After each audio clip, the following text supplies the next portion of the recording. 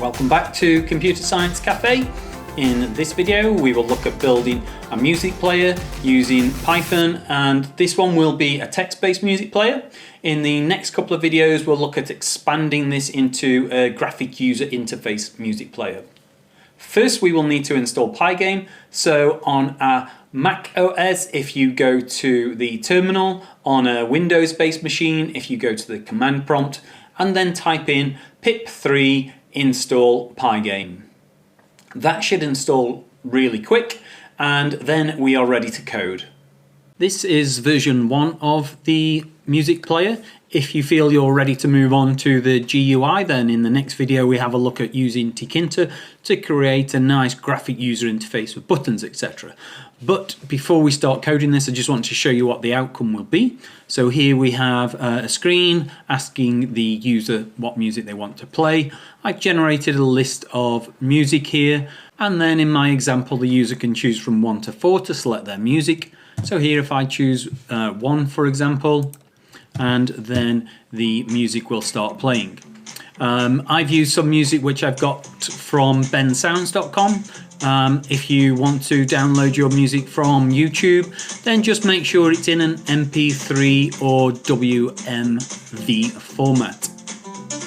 Getting started, first I need to import Pygame. So import Pygame and then just test the program works.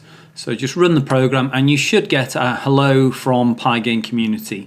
One thing to remember is make sure you do not call your program, your Python file, Pygame, otherwise it will try to import itself and you'll get an error. Next, I will do the title. I'll just copy and paste this title. So here I have welcome to my music player, or whatever you want to put. On this one here I've used 3 single quotation marks so I can do a multi-line title. Okay, the next thing I just want to test that this works with one piece of music, so use the Pygame to load and play a piece of music. Now remember that your music needs to be in the same file location that your Python file is. So here I have my Python file with 5 pieces of music that I might use in my program. I also have this test piece of music which is just a few seconds long, which I will use just whilst I am testing if it works. The main thing, make sure the music is in the same file location, and when we type in the name of the music we need to be accurate and remember the file extension. Okay, so the first thing I need to do is use Pygame to play this music. So Pygame, and it's the Pygame mixer. And then I need to initialize this. So this is the init method. I will go into the init method in future videos, and then Pygame .mixer .music .load. So this is saying what music do I want to load, and it will only look in the folder where your Python file is saved, and then single quotation mark, single speech mark, and then I'm going to load the test, and mine is .mp3. If it's WAV, that is fine also. The last thing I need to do here is tell Pygame to play that music. So Pygame.mixer.music.play, open brackets, close brackets, and I think now when we open that, it should play that test music. So here I have the title, and then, okay, I spelled mixer wrong there, so I'll just change that mixer and try once more. Okay, as we can hear, that music is playing. So I'm now going to put this into a function, and let's call this play music, open brackets, close brackets. And then all of this needs tabbing in, so if I highlight and then press tab. Okay, the next thing in this program is I want to allow the user to select what music they want to play.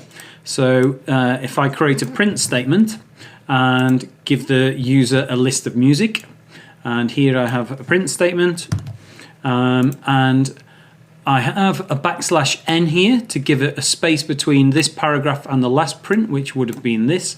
I don't actually need the \n here. And then I have a list of the 4 songs I have in the folder, followed by a 5th option to quit. I now need to allow the user to make that choice. So let's call that music selection, and then equals input, and just a prompt for the user, please select 1 to 4 or X to quit. Okay.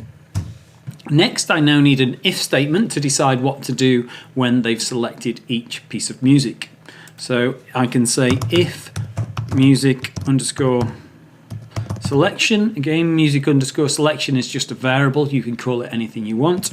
So if that is equal to the string of 1, now remember I'm receiving this input as a string, so if I put the speech marks around the 1, then I'm comparing it to a string. Then what do I want to do? I want to load this file here. So if I, for example, set up a variable called file, and then make that file equal, and I know the file is called this, so I'll copy. I got my music here from bensounds.com, and that is an MP3 file. So now I've made this file equal the file name. Instead of the file name here, I can say file, so play whatever is contained in the variable file. Now what I want to do is I want to run that function. So I can say play music, and then I want to pass in file. So if they choose 1, make the variable file equal the correct file name, then run the function play music and pass in the content of file. Here play music, if I spell it correct, play music.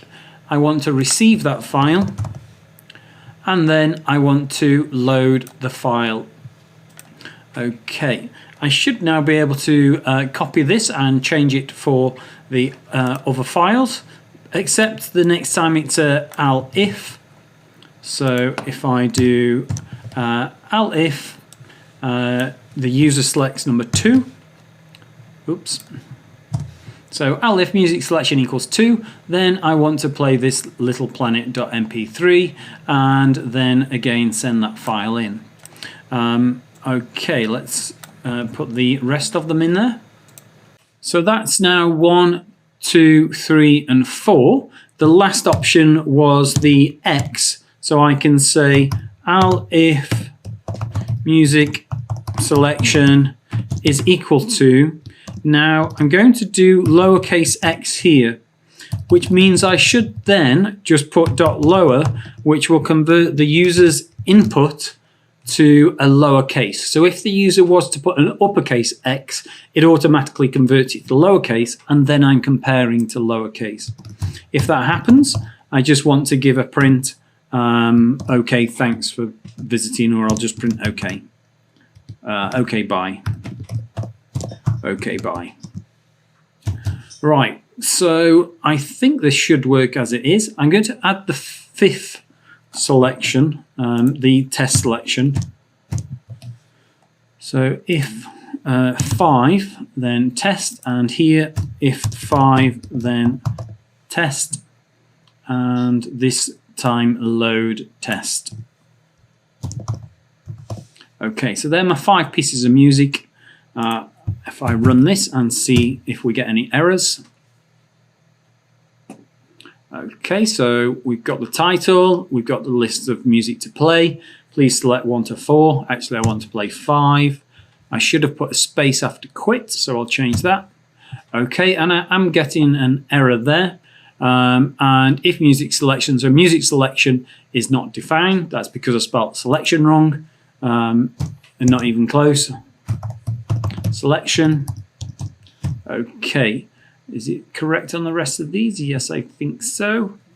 And run again. Let me just change this quit first. So quit, put a space, and I think that is okay. I'll just remove the space from here also.